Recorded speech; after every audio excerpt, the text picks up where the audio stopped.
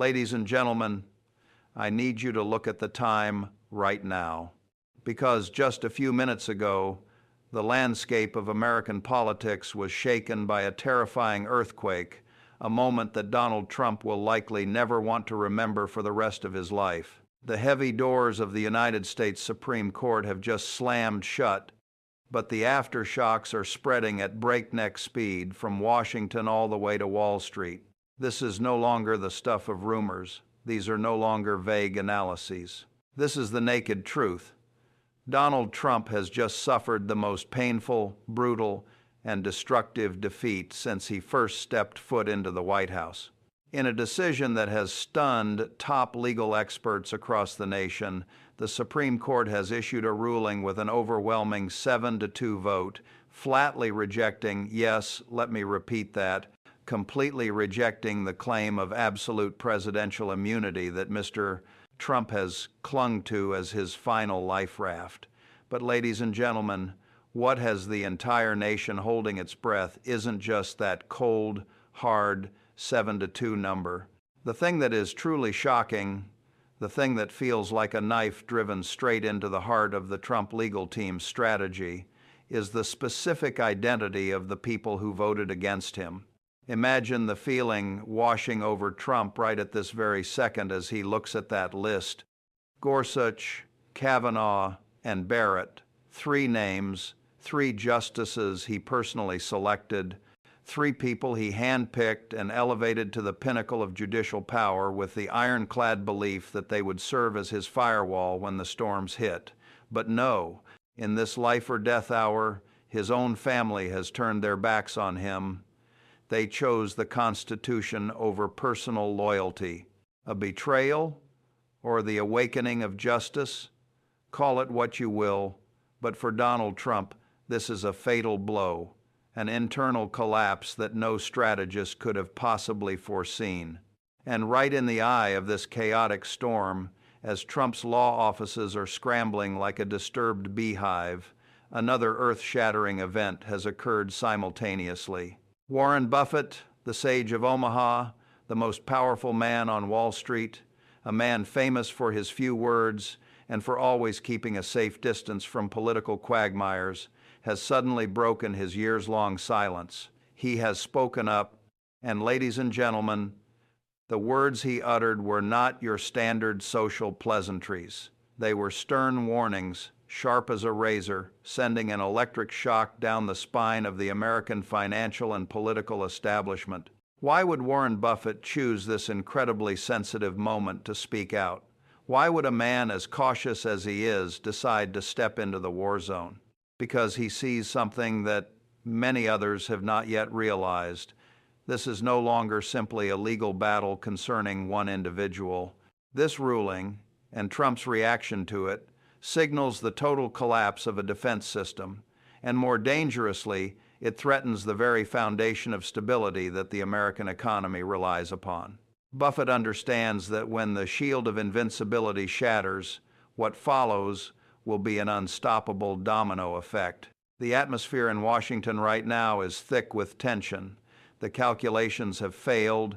The promises of absolute protection have vanished into thin air. Trump now stands alone in the middle of the storm, stripped of the immunity armor he thought would shield him forever.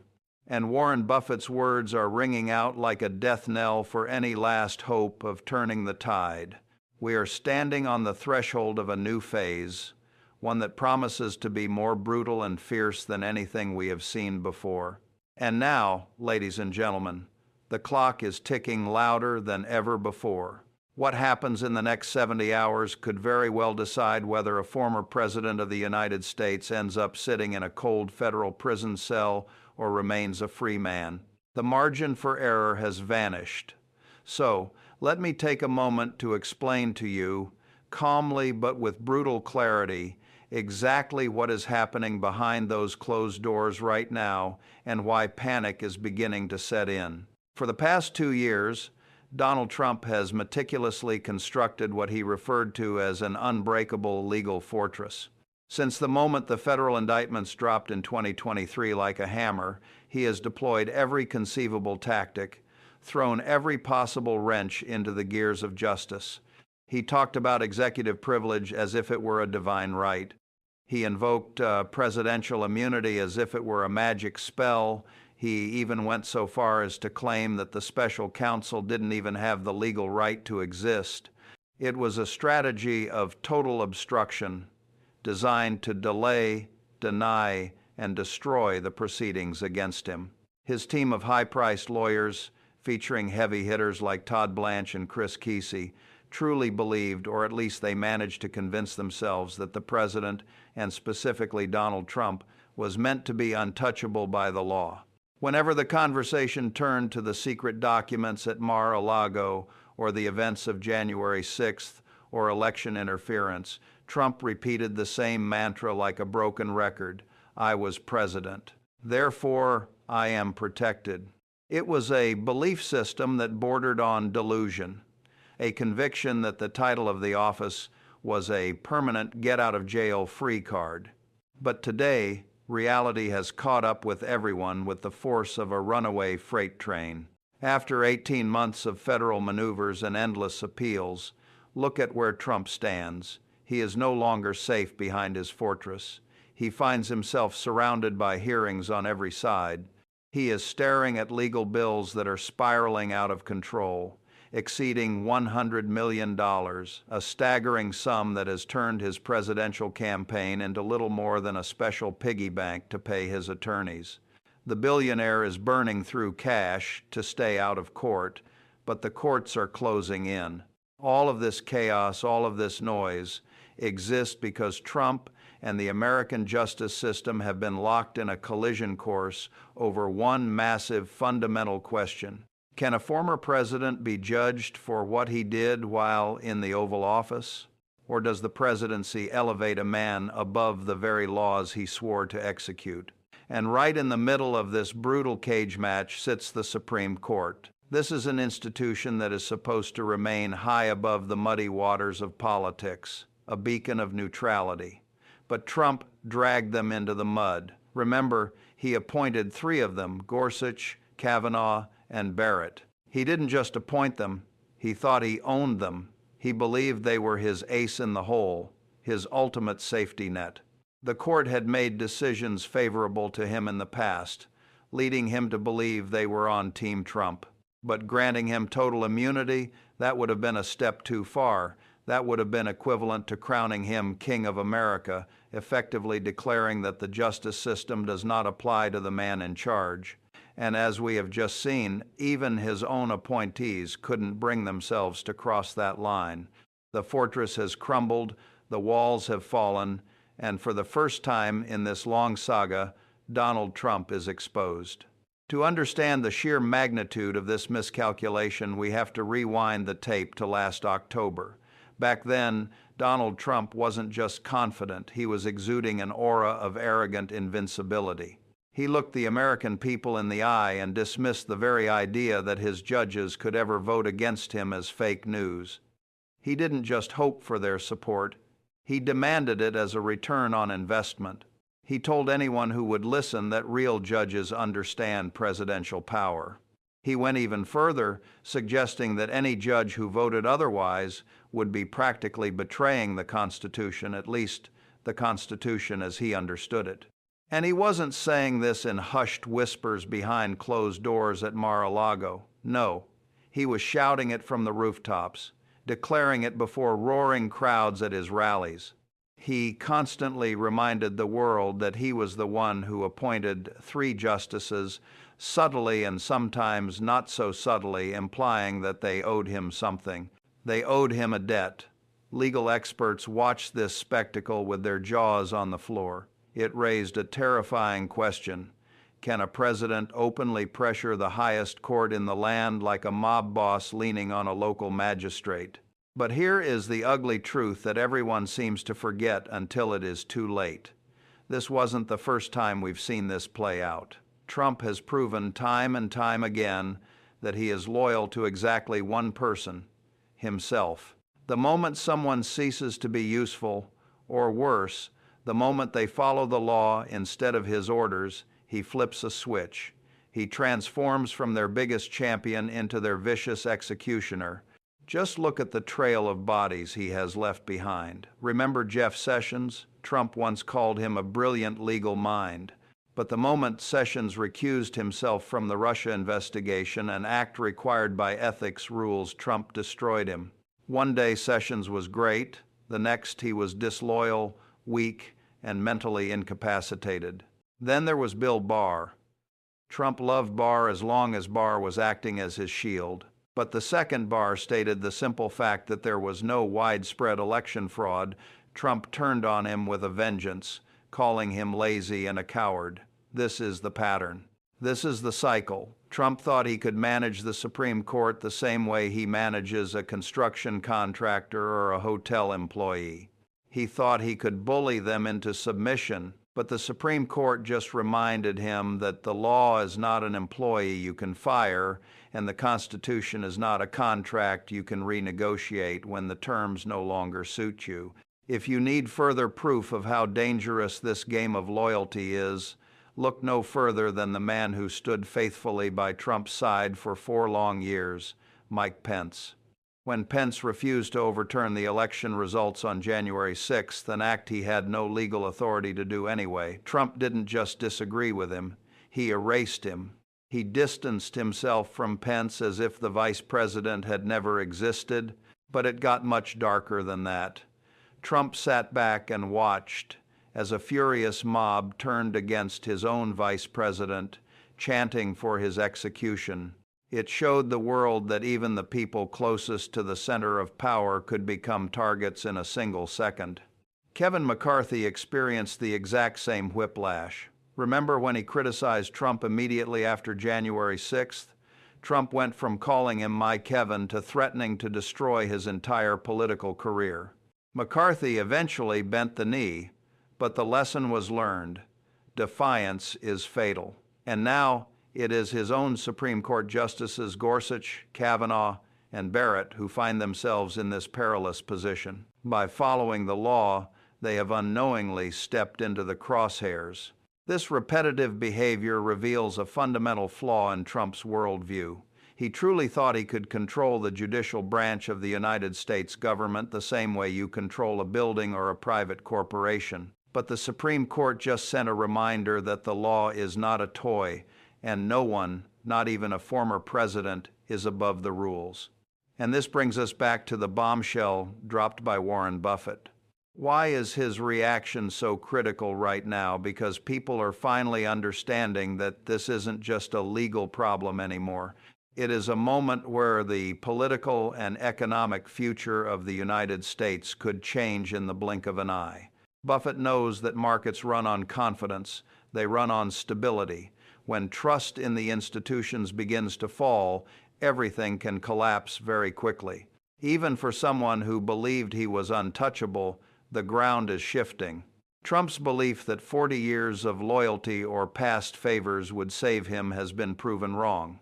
The Sage of Omaha is signaling that the chaos Trump brings is bad for business, bad for the dollar, and bad for America. When you have a leader who is willing to let a mob turn on his vice president or attack the very judges he appointed, you create an environment of unpredictability. And if there is one thing Wall Street hates more than taxes, it is unpredictability. The warning from Buffett suggests that we are looking at a potential systemic failure. If the rule of law is optional for the man at the top, then contracts mean nothing, regulations mean nothing, and the stability that investors crave evaporates. Trump is finding out the hard way that you cannot bully the Constitution and you cannot bluff the economy. But as his legal walls crumble, his reaction is becoming more volatile, and that is what has everyone from the halls of justice to the trading floors of New York on high alert. So, what exactly did the Supreme Court do to send Donald Trump into such a blind rage? To understand the fury, we have to peel back the layers and look at the heart of the argument. This wasn't a dispute about a parking ticket, a tax error, or a minor procedural technicality. This was a battle for the very soul of the Constitution itself. The entire case revolved around a single, terrifying question. Can a president claim total immunity for acts that might be criminal simply because he committed them while sitting in the Oval Office? Trump's legal team walked into that courtroom with a strategy that can only be described as audacious. They essentially demanded that the justices rewrite the rules of American democracy. They wanted the court to declare, in black and white, that the president is functionally above all laws during his tenure. They argued that he can never be prosecuted, never be touched, and never be held accountable, even after leaving the White House. The special counsel, Jack Smith, stood up and dismantled this idea with a simple, powerful truth. He explained that granting this request would not just protect a president, it would crown a king.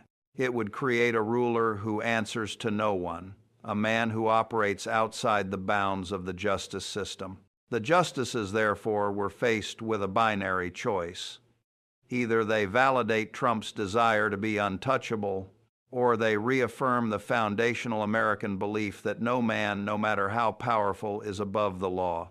As predicted, Trump's team didn't play it safe. They went for the Hail Mary. They chose the most extreme position possible, arguing for immunity without any limits, without any boundaries. It was as if they believed the Supreme Court's primary function was to serve as Trump's personal bodyguard rather than the guardian of the law.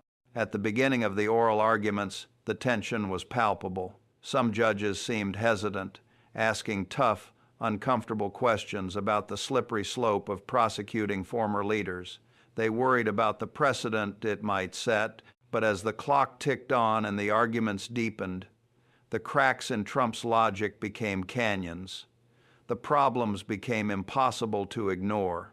Legal scholars from across the political spectrum began to point out the absolute absurdity of Trump's position. Historians stepped in to remind everyone that the Founding Fathers fought a bloody revolution specifically to get rid of a king, not to create a new, elected one. Even conservative commentators, people who usually align with Trump's policies, started to squirm in their seats. They began to feel deeply uncomfortable with the idea of a president who recognizes no limits. The sheer audacity of the argument was beginning to backfire, turning what Trump thought was a shield into a sword that was slowly turning against him. While Trump's legal team remained frozen in their extreme stance, refusing to budge an inch, the American public began to see the flashing red lights. The danger was becoming undeniable. Across the country, polling data started to reflect a significant shift. A vast majority of citizens, regardless of their political affiliation, began to voice a common sentiment. A president should not be allowed to commit illegal acts without facing the consequences. The court of public opinion was rendering its verdict before the gavel even fell. And this is where the dynamic shifted inside the marble halls of the Supreme Court. The justices began to feel the heat. You have to understand, the Supreme Court is an institution that is obsessed with its own image, its reputation, and its historical legacy. They view themselves as the sacred protectors of the Constitution, the last line of defense against chaos. They absolutely dread the idea of being perceived as a group of partisan hacks, a mere extension of the Republican Party, or worse, a group of lackeys who only defend the man who appointed them. They do not want their legacy in the history books to be written as the judges who obeyed, but rather as the judges who judged. Chief Justice John Roberts, in particular, has spent his entire tenure trying to convince the world that the court is apolitical. He knew that granting Trump absolute immunity would destroy that credibility forever. It would confirm the worst fears of the critics that the court had been captured. So they made their choice. They took their stand. And for Donald Trump, this decision wasn't just a legal ruling. It was a massive personal provocation. He had operated under the assumption that he had bought their loyalty. He thought they were there to protect him. But the result was a catastrophe for his defense. The 7-2 decision hit like a thunderclap. Chief Justice Roberts penned an opinion that many legal experts are calling incredible for its clarity and directness. He stripped away the ambiguity. He cut through the noise. When the news of this text reached Trump, reports indicate he flew into an immense rage. You see, in Trump's binary world, there are only friends and enemies. There is no middle ground for impartiality. To him, a judge who votes against him is weak.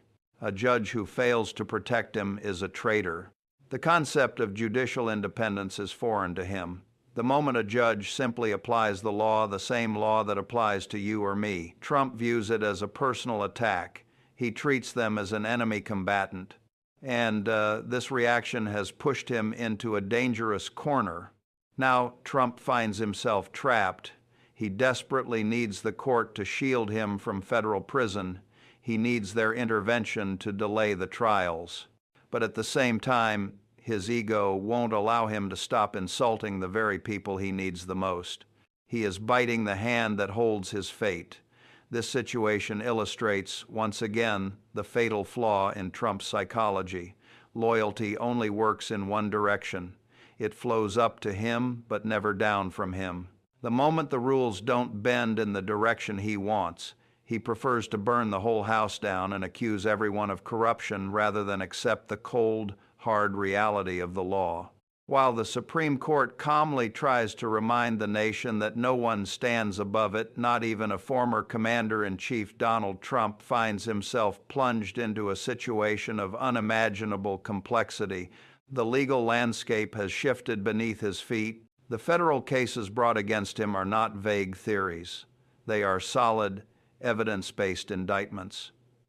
And now, without the shield of absolute immunity he so desperately wanted to keep, he is exposed. He must face the full weight of the law, just like any other citizen accused of a crime, regardless of how deeply that reality offends his sense of self-importance. This is the moment of truth. He is being forced to accept a reality that contradicts his entire life philosophy, that even the judges he personally appointed cannot simply close their eyes to the Constitution just to do him a favor. They cannot bend reality to please him. This ruling forces him onto a standard legal path, stripping away the special treatment he feels entitled to. It compels him to recognize, perhaps for the first time, that the rules actually apply to everyone. And this realization puts him in a brutal bind, stuck between two agonizing choices. On one hand, he can continue to attack the judges. He can scream about corruption and bias, but doing so destroys his remaining relationships with the conservative legal establishment, the very people he might need in the future. If he alienates the jurists who are naturally inclined to support conservative causes, he isolates himself completely. On the other hand, he could choose to accept the Supreme Court's decision. But for Trump, this is almost impossible. Accepting the ruling would be admitting that he is not above the law. It would mean admitting defeat. It would cause a visible crack in his carefully curated image of the strongman who never retreats, never surrenders, and never loses. To bow to the court is to show weakness before the entire country, and weakness is the one thing he fears more than prison. He has created this difficulty himself. It is a trap of his own making. Because he demands total, unquestioning loyalty from everyone around him, but offers none in return, he eventually runs out of allies. He accuses and attacks the moment things don't go his way, throwing even his most staunch defenders under the bus the minute they are no longer useful. This creates a climate of tremendous fear within his inner circle. When his own Supreme Court justices publicly reject his immunity claims, his remaining political allies are watching in terror. They are asking themselves, if he can turn on them, am I next? Will I be the next one abandoned or insulted? This fear is palpable, especially among moderate Republicans. These are the people who were hoping for a softer solution, a way to move past the Trump era without blowing up the party. Now, they are trembling at the idea of being associated with his attacks on the institutions. They see the ship sinking, and they are terrified that Trump will drag them down with him as he flails against the judiciary. While the moderates tremble in silence, the reaction on the other side of the political spectrum among the most extreme partisans is fueling a fire that threatens to consume the entire discourse. These supporters aren't reading the legal opinions. They aren't looking at the constitutional nuances. Instead, they have convinced themselves that the Supreme Court justices, including the conservative icons, have become traitors. They believe these judges are now controlled by a shadowy, hidden system, the mythical deep state. This narrative is pouring gasoline on an already raging fire, aggravating the anger and deepening the chaos across the country. But the situation truly took a turn for the worse when we saw cracks forming in the most unexpected places. Take Lindsey Graham, for example. For years, Senator Graham has been one of Trump's most steadfast allies, his golf partner, his defender-in-chief on cable news. Yet, even Graham had to draw a line in the sand. He detached himself from the former president on this issue, stating publicly that Trump's attacks against the Supreme Court were too violent and dangerous. When you lose a loyalist like Lindsey Graham on a specific issue, it is a flashing red siren indicating just how grave the situation has become. It signals to the rest of the party that defending the indefensible is no longer a viable strategy. And it's not just the politicians who are backing away, it is the legal minds that Trump relies on for credibility.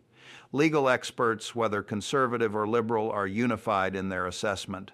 They explain that this rejection by the Supreme Court is one of the clearest, most decisive judicial rebukes since the historic United States v. Nixon case. Listen to Andrew McCarthy.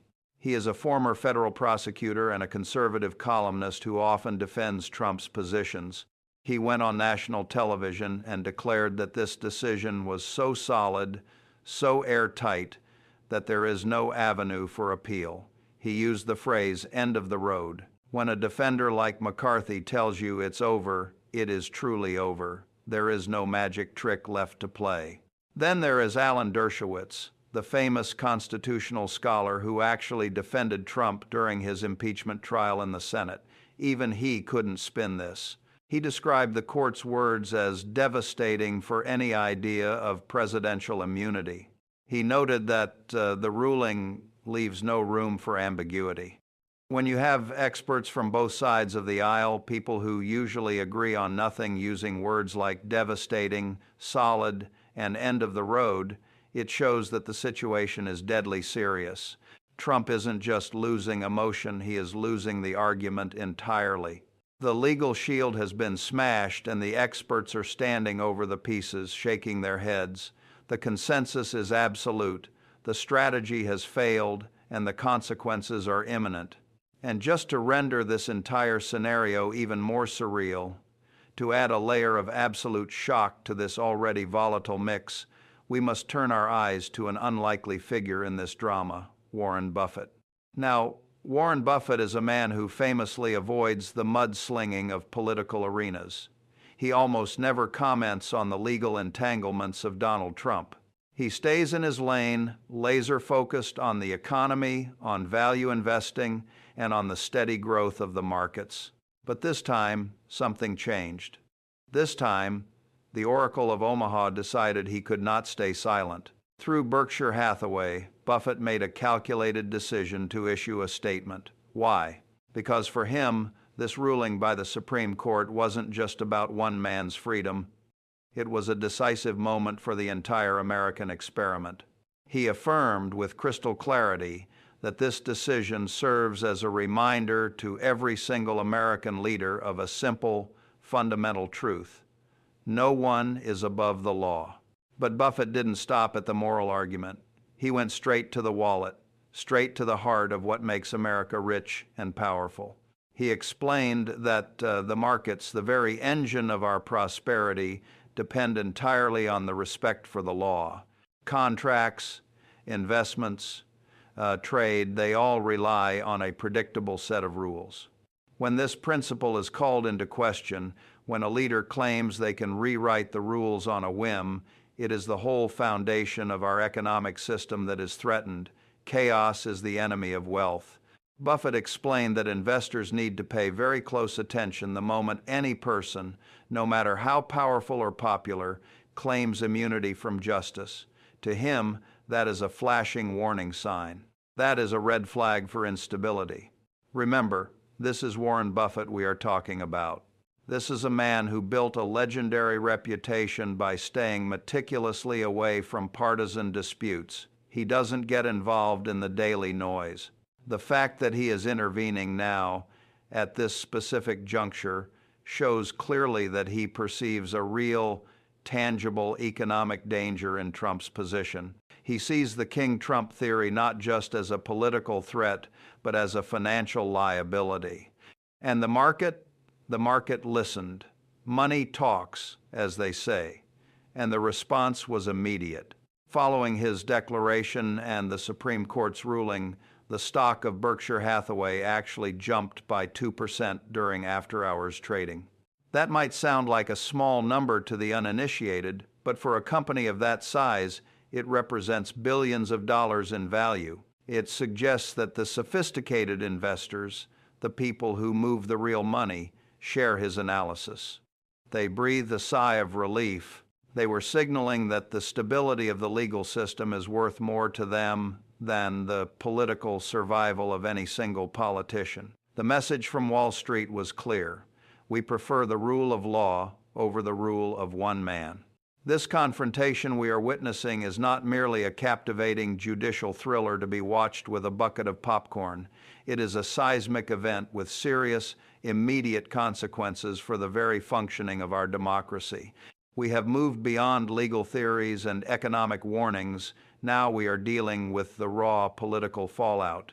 First, consider the immediate impact on the campaign trail. Trump is already suffering significant blowback from his multiple indictments.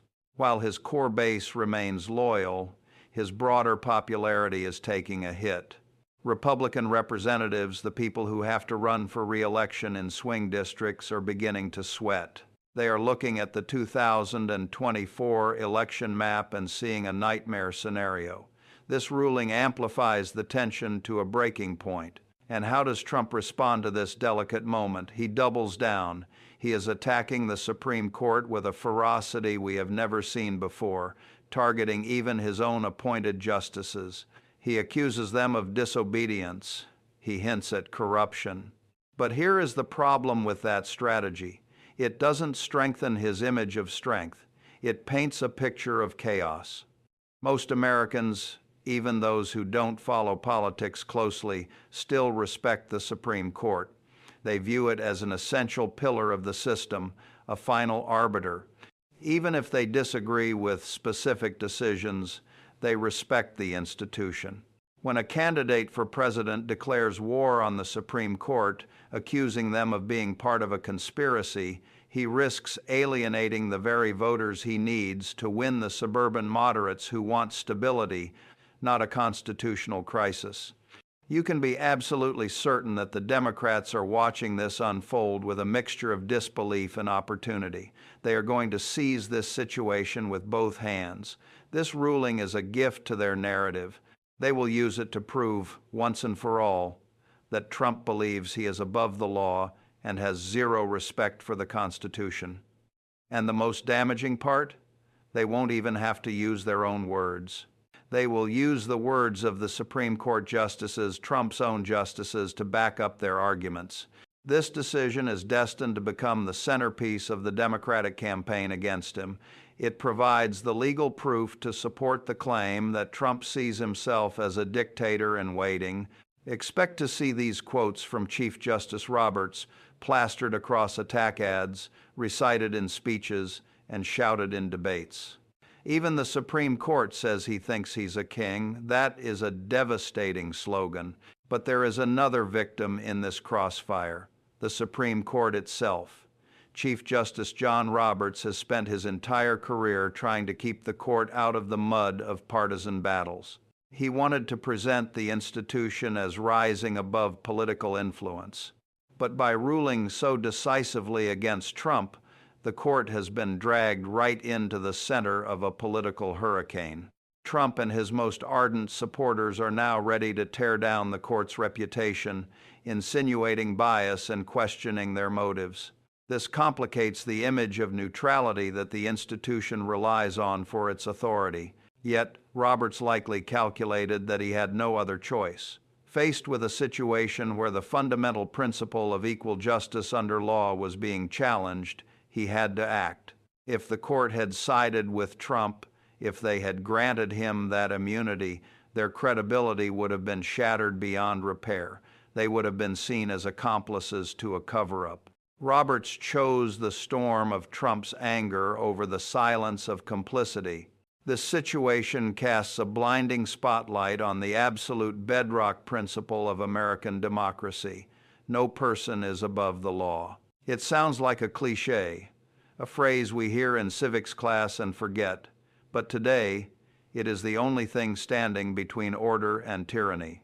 At the very heart of this problem lies a terrifying question, one that keeps constitutional scholars up at night. Can a president simply declare himself immune from prosecution whenever he feels like it? Can he wrap himself in the flag and commit crimes with impunity? If Trump had won this argument, if the court had bowed to his pressure, it could have fundamentally shattered the entire structure of our constitutional system.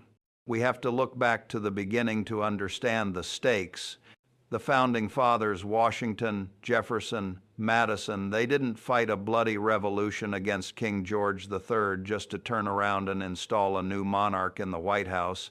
They specifically, intentionally, and passionately rejected the idea of an untouchable leader. They built a system of checks and balances with a judicial branch capable of controlling the excesses of the executive precisely because they knew that power corrupts. The idea that a president could commit crimes without consequence would have taken a sledgehammer to that entire framework. It would have rendered the Constitution a worthless piece of paper. But Donald Trump has always been deeply uncomfortable with these limitations. Throughout his life, in business and in politics, he has sought total control.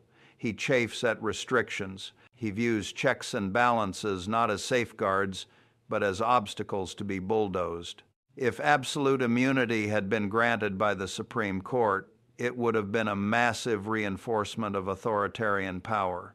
It would have validated his worldview. It would have opened the floodgates for future presidents to commit crimes without fear, knowing that the robe of the presidency would shield them from the reach of the law.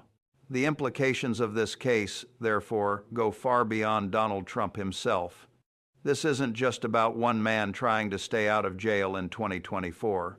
It is about shaping the structure of the American government for generations to come. Every time Trump ignores norms, every time he attacks institutions or claims to be above the law, he is stress testing our democratic system. He is weakening the guardrails. He is beginning to normalize behavior that was previously considered totally unacceptable.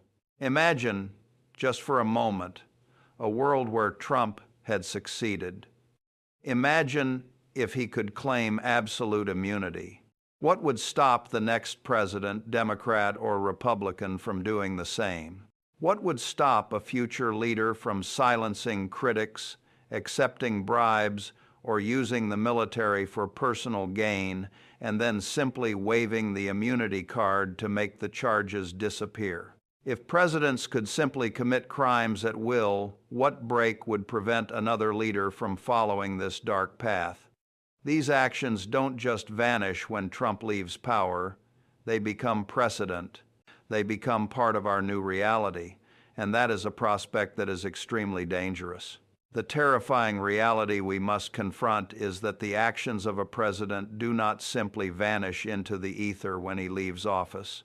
They scar the landscape. They become part of our new national reality, and in this case, that reality is extremely dangerous. You see, democracy does not rely solely on written laws or the text of the Constitution.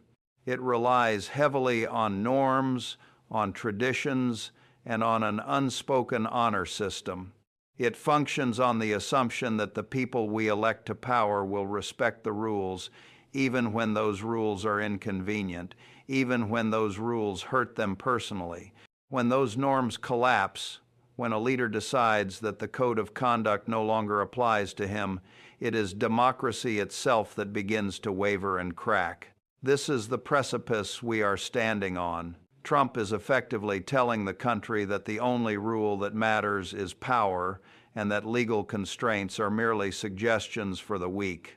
And as we look toward the horizon of the 2024 elections, it is becoming blindingly obvious that this philosophy will have massive, tangible consequences. We are still months away from the first votes being cast, but the narrative that is being constructed right now in the courtrooms and in the headlines is going to influence the outcome of that race more than any campaign ad or rally speech. Think about the story that is playing out before the eyes of the American electorate. It is not a story of a triumphant leader marching to victory. It is a story of Donald Trump fighting a desperate war against every major institution in the country, the Department of Justice, the FBI, the local prosecutors, and now the Supreme Court itself. And crucially, the story shows him losing. This foreshadows deep trouble for the Republican Party. Why? Because history tells us a simple truth about American voters. They generally do not reward chaos. They do not vote for dysfunction. When they go to the ballot box, the majority of people are looking for stability. They are looking for competence. They want a government that works, not a daily reality show of legal grievances and constitutional crises. And right now, Donald Trump is offering neither stability nor competence. He is offering a promise of continued conflict, a pledge that his second term would be nothing more than a revenge tour against the judicial system. So expect the Democrats to pivot. Expect them to sharpen their message. They are going to look at this wreckage and present a very simple alternative centered on the restoration of the rule of law. After years of noise and fury under Trump, they will argue that a vote for them is a vote for normalcy. They will argue that it means a Department of Justice that can finally function independently without fear or favor. They will promise an end to the constant constitutional crises, an end to the relentless attacks on the Supreme Court, and a return to boring, stable governance. This message is powerful, it cuts through the noise, and it has the potential to resonate deeply with a wide swath of voters, including those moderate Republicans who are exhausted. They are tired of defending the indefensible. They are tired of waking up every morning to a new scandal. And when they see the Supreme Court, the crown jewel of conservatism, saying enough is enough, it gives them permission to walk away. So here is the stark reality of the situation we find ourselves in today. The dust is settling and the picture is becoming clearer. The Supreme Court has just delivered Donald Trump the single worst judicial defeat of his life. And let's not gloss over the irony. This blow was struck by the very hands he lifted up. His own appointees, the judges he bragged about, the jurists he claimed would see the world through his eyes, have looked at his arguments and rejected them. They have ruled against him, not on a technicality, but on the core principle of his defense. But we must understand that this moment is about so much more than a courtroom loss. It is not just about legal briefs, oral arguments, or the minutiae of constitutional law. It is about whether the fundamental American principle, the idea that has held this diverse, chaotic nation together for 2.5 centuries, remains valid. That principle is simple. No one is above the law.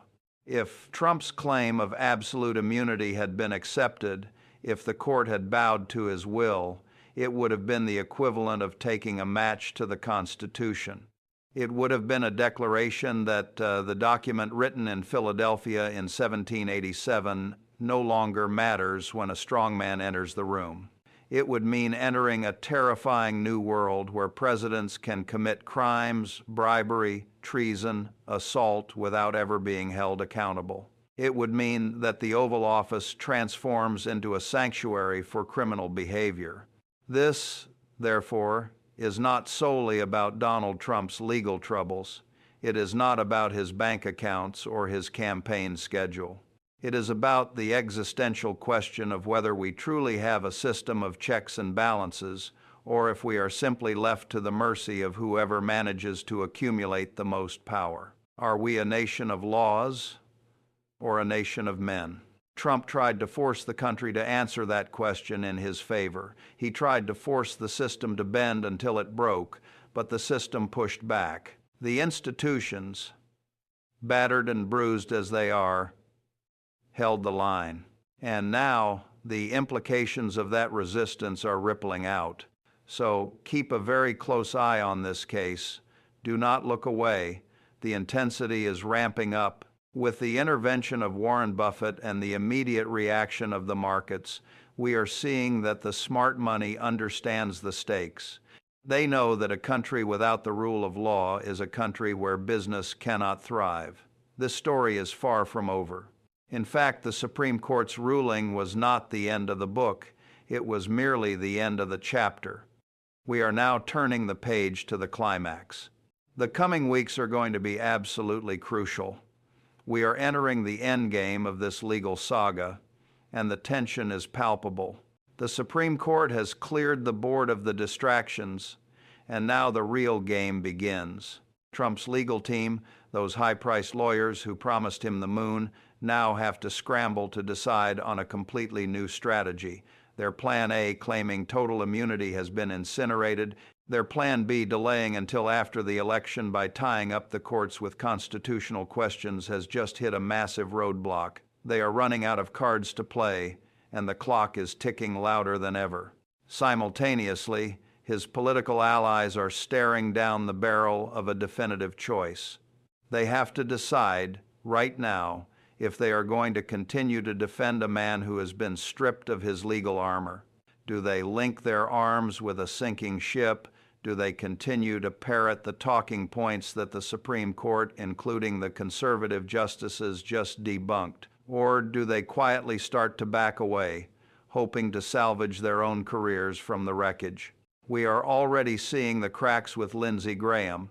Expect those cracks to turn into fissures as the reality of the situation sets in. And let's talk about the trials themselves. Without the magical shield of immunity to pause the proceedings, the federal cases are going to accelerate like a car with the brake line cut. The special counsel is ready. The evidence has been gathered. The witnesses are prepped. For months, Trump has managed to keep the actual facts of the alleged crimes out of the headlines by focusing on the procedural arguments about his powers. But now the conversation shifts from "can he be tried" to "is he guilty?" That is a conversation Trump is desperate to avoid because the evidence in the federal cases, particularly regarding the classified documents and election interference, is overwhelming and clear. The stakes have truly never been higher. We are not talking about fines or slaps on the wrist. We are talking about the potential incarceration of a former president. The evidence has never been clearer, and the outcome remains terrifyingly unpredictable. Every motion filed, every statement made in the coming days carries the weight of history.